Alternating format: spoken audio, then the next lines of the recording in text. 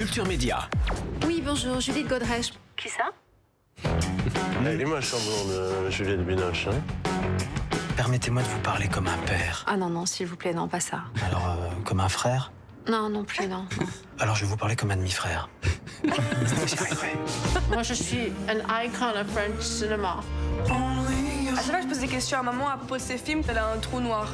Judith, garde bien tes marques. T'as acheté une maison avec ton copain de 40 ans quand t'avais 15 ans. Tu me laisses même pas aller prendre un café avec Marc. Icon of French Cinema, série écrite et réalisée par Judith Godrèche avec vous deux, donc Judith et votre fille Tess Barthélémy. C'est le comeback d'une actrice française après un exil à Los Angeles qui n'a pas porté ses fruits. C'est inspiré de votre vie avec une pincée de fantaisie et puis surtout beaucoup d'autodérision. Et ce qui a déclenché, paraît-il, l'écriture de cette série, c'est votre fille, Tess. Pourquoi?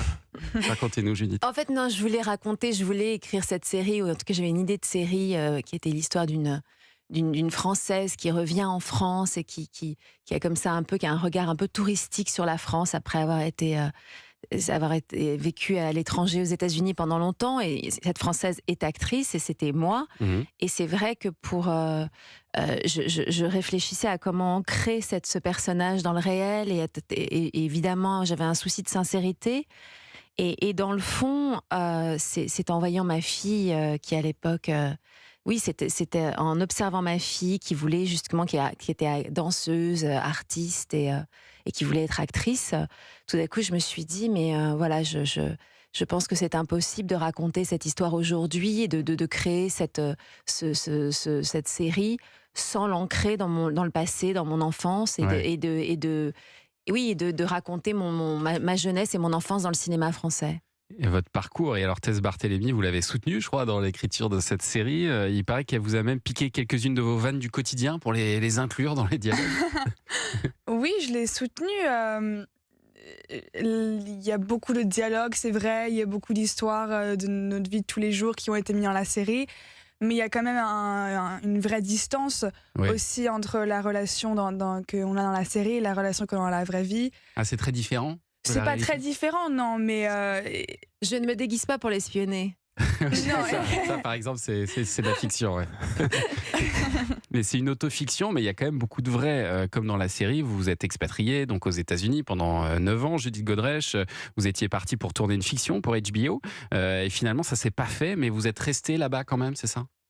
Oui, c'est vrai que mes deux enfants sont artistes et ils étaient tous les deux dans des écoles d'art et j'allais pas leur dire bon ben voilà, alors le projet marche pas et puis on repart, et puis notre vie, ils étaient ancrés et intégrés intégrés dans leur vie tous les jours, et puis donc j'ai attendu qu'ils aient fini leurs études, ou en tout cas quasiment. Enfin, Tess avait presque fini ces études. ses Et c'était une manière de fuir la France aussi, de fuir l'image que vous aviez en France?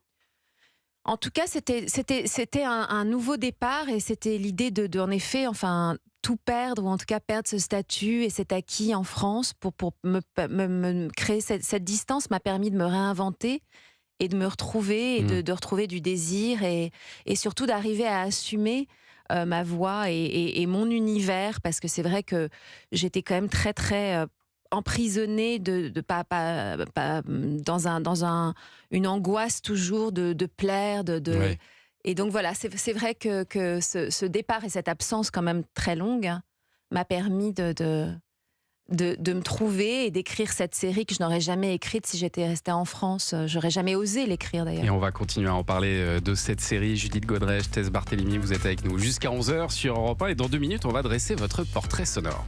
9h, 11h. Thomas Hill sur Europe 1.